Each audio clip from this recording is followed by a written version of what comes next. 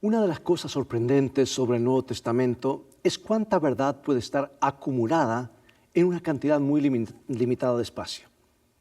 El estudio de hoy cubre solo 12 versículos y Pedro nos enseña acerca de la justificación por la fe y a continuación habla acerca de lo que el poder de Dios puede hacer en la vida de aquellos que se entregan a Jesús. Él habla de la sorprendente verdad de que podemos llegar a ser participantes de la naturaleza divina y que podemos ser libres de la corrupción y la lujuria del mundo. De hecho, no solo conseguimos una especie de catálogo de virtudes cristianas, pero Pedro las presenta en un orden específico. Una sigue a la otra y así sucesivamente hasta llegar al clímax de lo más importante de todos. Él también escribe acerca de lo que significa estar en Cristo y ser purificado de nuestros viejos pecados. E incluso trae el concepto de la seguridad de la salvación, la promesa de la vida eterna en el reino eterno del Señor. Y por último, llegamos al tema crucial del estado de los muertos. ¡Cuánta verdad en solo 14 versos! Así que toma tu Biblia y manténla abierta en la segunda carta de San Pedro y en un momento más regresaré.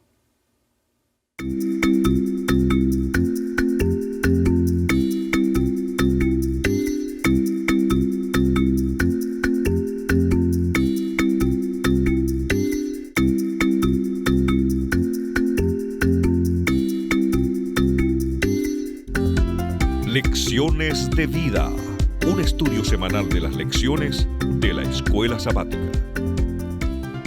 Nuestro versículo central hoy está en 2 de Pedro 1, 5 al 7 y dice así: Vosotros también, poniendo toda diligencia por esto mismo, añadid a vuestra fe virtud, a la virtud conocimiento, al conocimiento dominio propio, al dominio propio paciencia, a la paciencia piedad, a la piedad afecto fraternal y al afecto fraternal amor.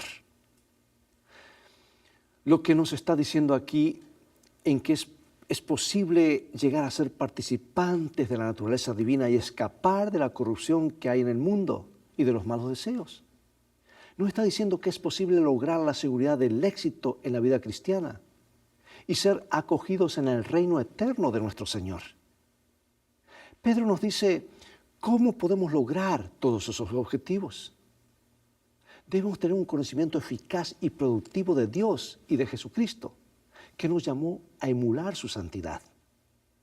Y después de describir la escalera de las virtudes cristianas, Pedro dice, mejor dicho, porque si estas cosas están en vosotros y abundan, no os dejarán estar ociosos ni sin fruto en cuanto al conocimiento de nuestro Señor Jesucristo, a través del poder divino puesto a nuestra disposición en las preciosas promesas de su palabra. Dios nos permite llegar a ser participantes de la naturaleza divina y escapar de la naturaleza corrupta que hemos heredado en este mundo. Comencemos con su segunda carta, donde nos habla de una fe preciosa. Segunda de Pedro 1, 1 al 4. Dice así: Simón Pedro, siervo y apóstol de Jesucristo, a los que habéis alcanzado por la justicia de nuestro Dios y Salvador Jesucristo, una fe igualmente preciosa que la nuestra. Gracia y paz os sean multiplicadas en el conocimiento de Dios y de nuestro Señor Jesús.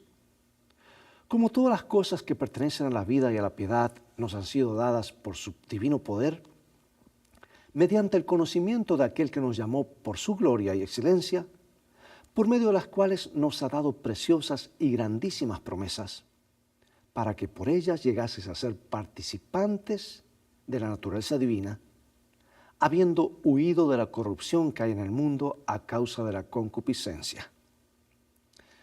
Pedro comienza esta carta diciendo que se dirige a aquellos que habéis alcanzado una fe igualmente preciosa que la nuestra. ¿Sabes que la palabra traducida preciosa significa de igual valor o de privilegio igual? Él dice que han obtenido esta preciosa fe, no que se la ganaron o se la merecieron, pero que la recibieron. O sea, es un regalo de Dios. O como Pablo escribió, porque por gracia sois salvos por medio de la fe, y esto no de vosotros, pues es don de Dios. Es preciosa porque sin fe es imposible agradar a Dios. Es preciosa porque por esa fe nos aferramos a muchas promesas maravillosas. Y Pedro enfatiza que en el poder divino de Jesús nos ha dado todo lo que concierne a la vida y a la piedad. Solo a través del poder de Dios es que existimos. Y solo a través de su poder podemos alcanzar la santidad. Y este poder divino nos ha sido dado mediante el conocimiento de aquel que nos llamó por su gloria y excelencia. Amigo y amiga, hemos sido llamados a amar a Dios. Pero ¿cómo podemos amar a un Dios que no conocemos? Llegamos a conocer a Dios a través de Jesús, a través de la palabra escrita, a través del mundo creado y a través de la experiencia de vivir una vida de fe y obediencia. Conocemos a Dios y la realidad de Dios mientras experimentamos lo que Él hace en nuestras vidas, un conocimiento que nos transformará. Y llegamos a conocerlo a través de la realidad de la gracia que Él nos concede. Pedro entonces dice algo aún más increíble. Dice también que se nos ha dado preciosas y grandísimas promesas que incluyen llegar a ser partícipes de la naturaleza divina. ¿Te imaginas eso? La humanidad originalmente fue creada a imagen de Dios. Esa imagen ha quedado considerablemente dañada y degradada. Y cuando nacemos de nuevo tenemos una nueva vida en Jesús, que trabaja para restaurar su imagen divina en nosotros. Pero debemos hacer nuestra parte, huir de la corrupción y de los deseos del mundo si queremos que este cambio ocurra. Veamos ahora algo interesantísimo. Veamos la escalera de las virtudes cristianas presentadas por Pedro y Pablo. Vamos a 2 Pedro 1, 5 al 7. Ya lo leímos, pero vamos a repetirlo otra vez. Dice: vosotros también, poniendo toda diligencia, por esto mismo añadid a vuestra fe virtud, a la virtud conocimiento, al conocimiento dominio propio, al dominio propio paciencia, a la paciencia piedad, a la piedad afecto fraternal y al afecto fraternal amor. Ahora veamos lo que dice Romanos capítulo 5 versículos 3 al 5. Aquí está. Y no solo esto, sino que también nos gloriamos en las tribulaciones, sabiendo que la tribulación produce paciencia, y la paciencia prueba, y la prueba esperanza. Y la esperanza no avergüenza, porque el amor de Dios ha sido derramado en nuestros corazones por el Espíritu Santo que nos fue dado. Y Santiago nos habla esto, nos dice esto en Santiago 1, 3 y 4. Sabiendo que la prueba de vuestra fe produce paciencia, mas tenga la paciencia su obra completa para que seáis perfectos y cabales, sin que os falte cosa alguna. Y ahora el apóstol Pablo en Gálatas 5, 22 y 23. Mas el fruto del Espíritu es amor, gozo, paz, paciencia, benignidad, bondad, fe, mansedumbre, templanza. Contra tales cosas no hay ley. Bueno, era común entre los filósofos del mundo antiguo enumerar virtudes. Y dichas listas a menudo se llaman catálogo de virtudes. Y hay varios ejemplos en el Nuevo Testamento. Es muy probable que los lectores de Pedro hayan estado familiarizados con ese tipo de listas. Aunque hay diferencias interesantes entre lo que un filósofo podría enumerar y lo que Pedro menciona. Nota bien esto, Pedro ha organizado estos deliberadamente en una secuencia para que cada virtud se base en la virtud anterior hasta que alcance su punto culminante en el amor. Cada virtud que Pedro menciona tiene un significado importante. Vamos a ir por partes. Fe. En este contexto, la fe no es más que una creencia salvífica en Jesús. Luego sigue virtud. La virtud es una buena cualidad de cualquier tipo. Era anunciada incluso entre los filósofos paganos.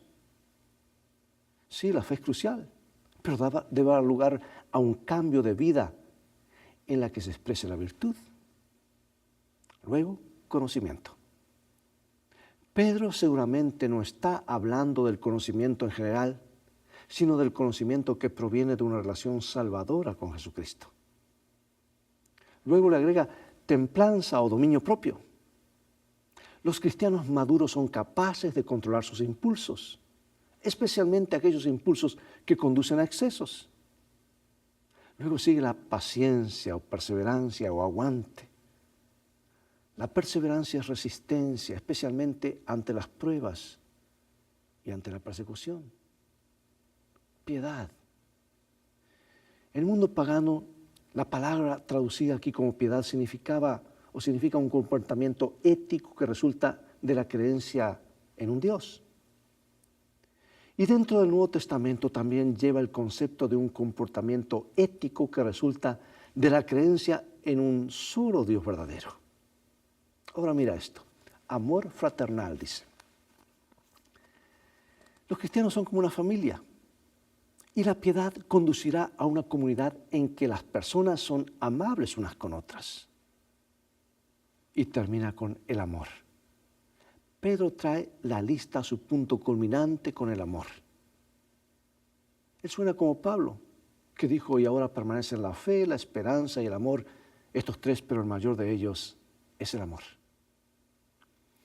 Y después de darnos la lista de lo que debemos procurar como cristianos, Pedro declara a continuación cuál será el resultado. Según de Pedro 1, 8 al 11. Escucha estas palabras. Porque si estas cosas están en vosotros y abundan, no os dejarán estar ociosos ni sin fruto en cuanto al conocimiento de nuestro Señor Jesucristo. Pero el que no tiene estas cosas tiene la vista muy corta, es ciego, habiendo olvidado la purificación de sus antiguos pecados. Por lo cual, hermanos, tanto más procurad hacer firme vuestra vocación y elección, porque haciendo estas cosas no caeréis jamás. Porque de esta manera os será otorgada amplia y generosa entrada en el reino eterno de nuestro Señor y Salvador Jesucristo. O sea que Pedro exhorta a sus lectores a vivir de acuerdo a una nueva realidad que es verdad para ellos en Jesús.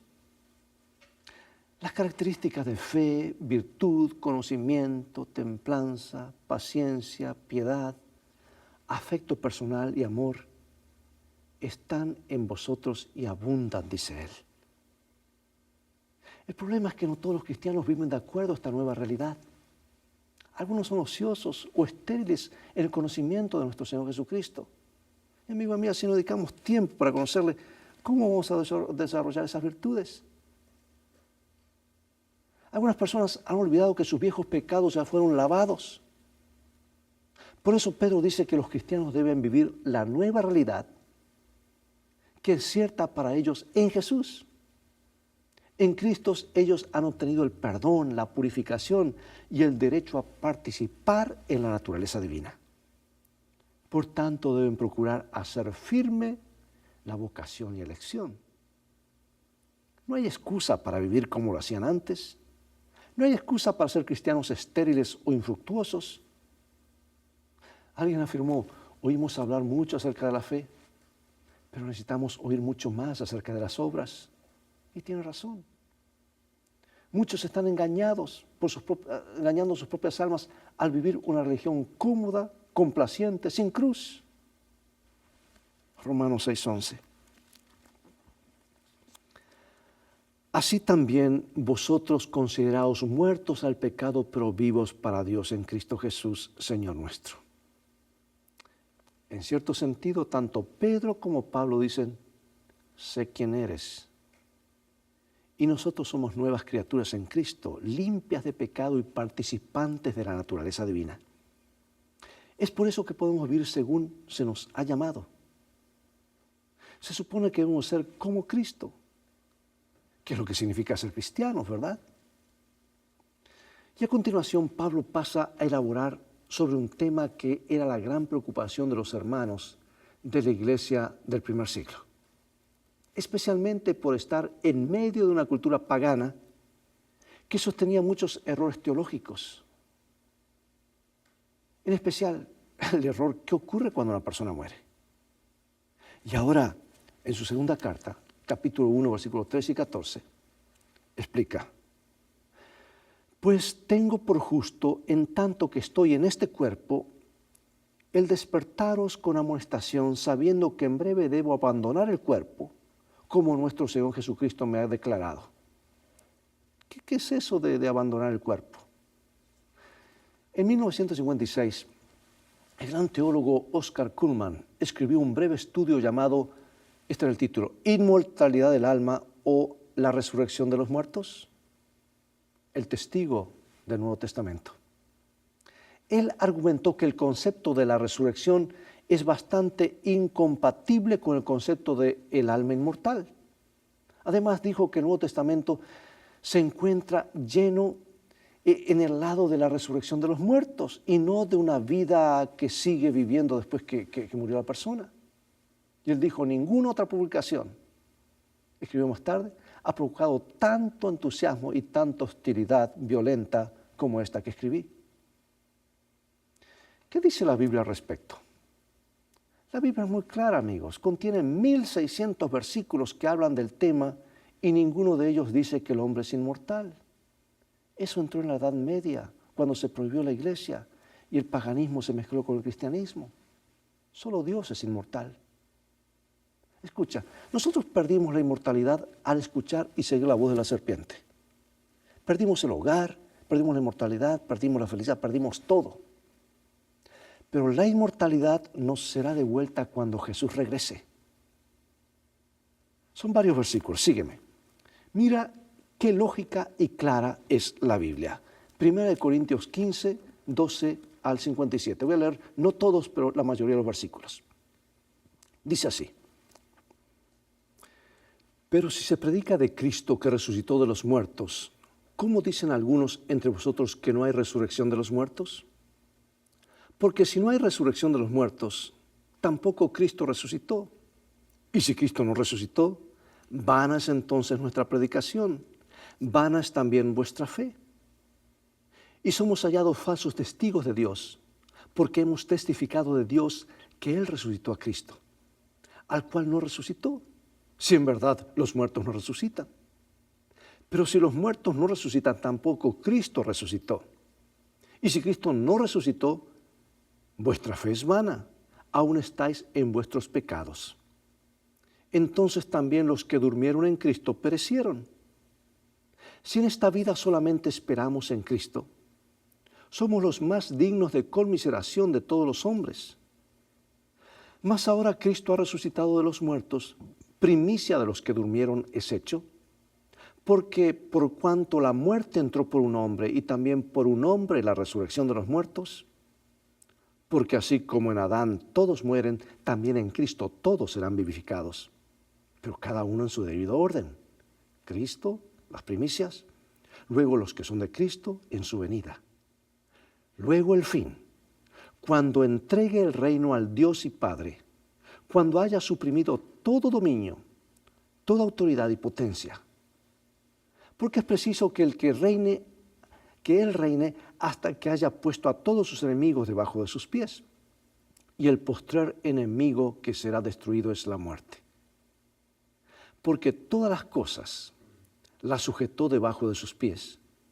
Y cuando dice que todas las cosas han sido sujetadas a Él, claramente se sitúa aquel que sujetó a Él todas las cosas. Y aquí os digo un misterio. No todos dormiremos, pero todos seremos transformados en un momento, en un abrir y cerrar de ojos, a la final trompeta.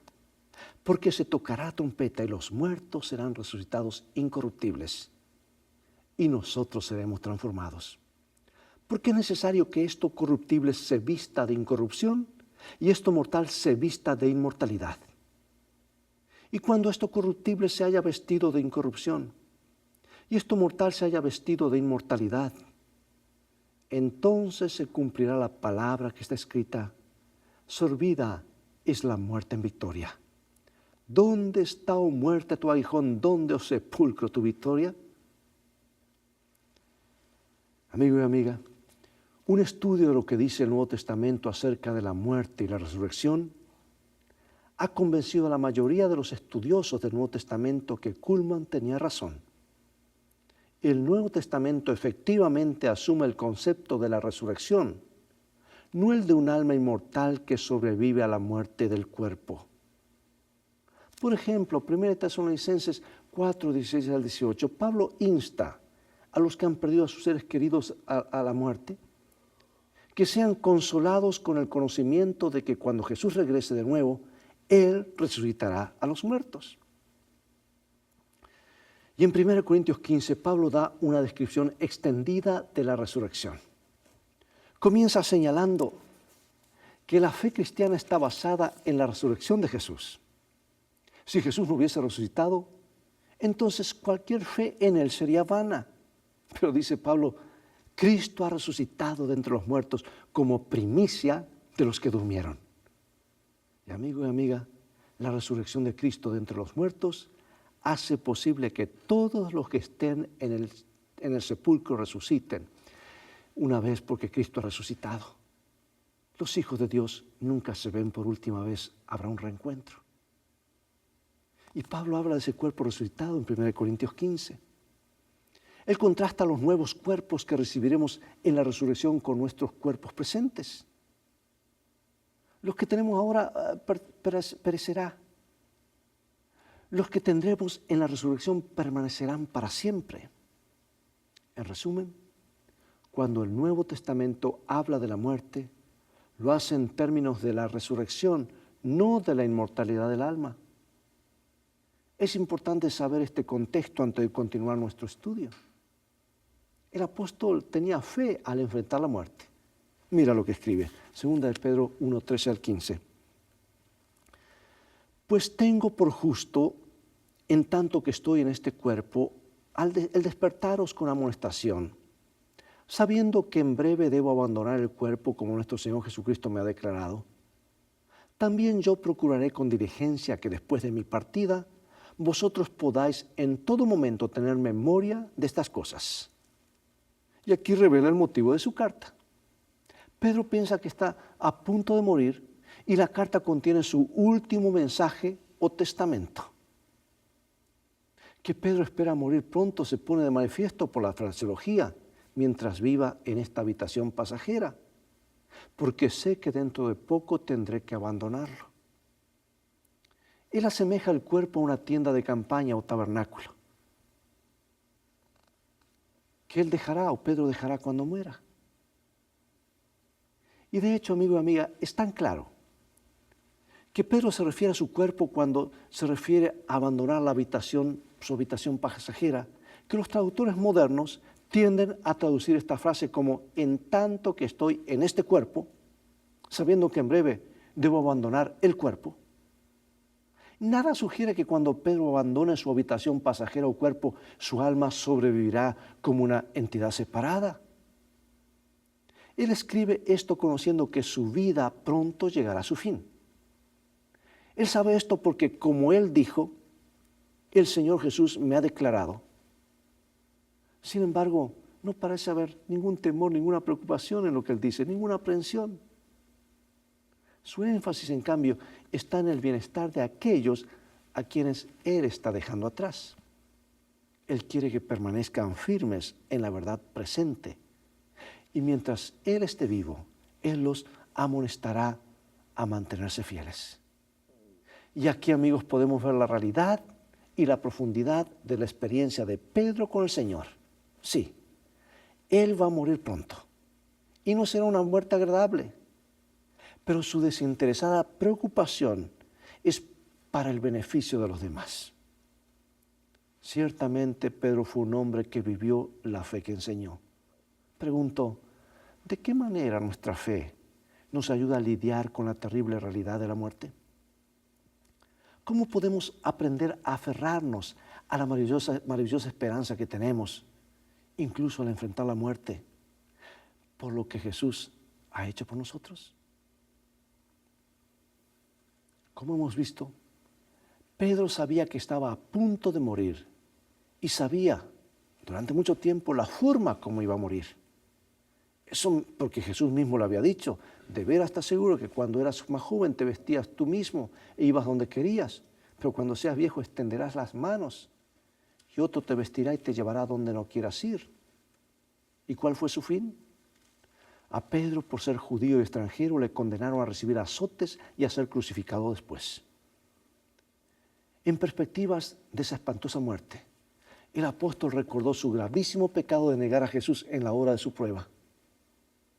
Aunque una vez se había mostrado tan poco dispuesto a reconocer la cruz, tenía ahora por gozo dar su vida por el Evangelio, sintiendo tan solo que fuese demasiada honra para él morir como había muerto el Señor, a quien había negado.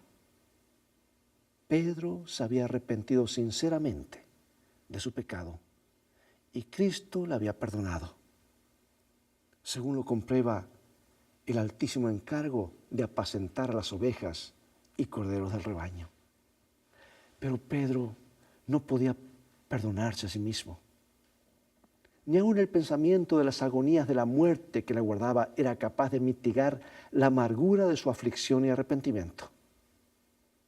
Y como último favor suplicó a sus verdugos que lo crucificaran cabeza abajo. Y la súplica fue otorgada.